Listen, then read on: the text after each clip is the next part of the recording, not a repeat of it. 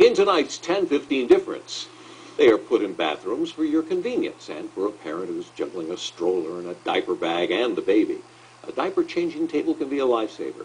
But are you laying that precious child down on a bed of bacteria? 07 investigator Teresa Marchetta did a spot check of some popular public changing tables, and what she found could have you rethinking diaper duty.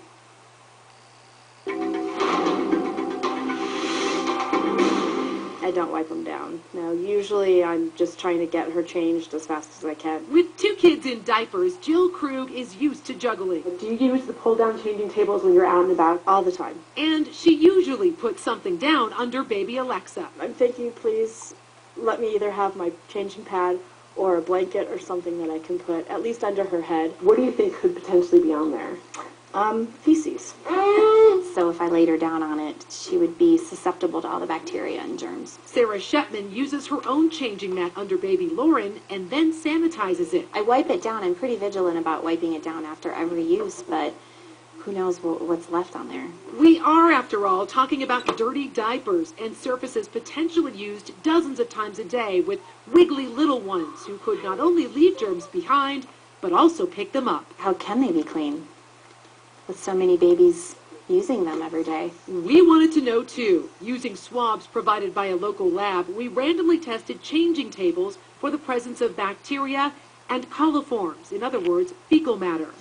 We return the swabs to our lab, they process them, and count the colonies of bacteria that grow. I would probably be concerned about any level of bacterial contamination. We asked infectious disease expert Dr. Michelle Barron to analyze our samples and estimate a range of concern for the bacteria we found. 2 samples tested positive for fecal matter on the changing table surface, a big box store, and a library. Changing babies aren't always the easiest thing, and often there's a little spillage sometimes that occurs. All of the samples had some level of bacteria. On the low end, under 10, places you might not expect: a rest stop, the same big box store that had fecal coliforms, and a fast food restaurant. In the middle range, a city building, the library that had fecal coliforms, 3 mall restrooms, and an airport. Some of them might be harmful, and it's not clear based on this. Certainly still again worrisome that they have that much bacteria. And in the high range, over 100, some surprises: a hospital, another big box store, and a bagel coffee shop. The ones that had very high counts of bacteria, you really question how well the surface was actually cleaned, or if it was cleaned at all. There have been cases of surface contamination with salmonella, shigella, things that are obviously quite concerning. Nasty germs that could cause serious illness when they come in contact with you or your baby. We also tested the changing pads our moms carry with them.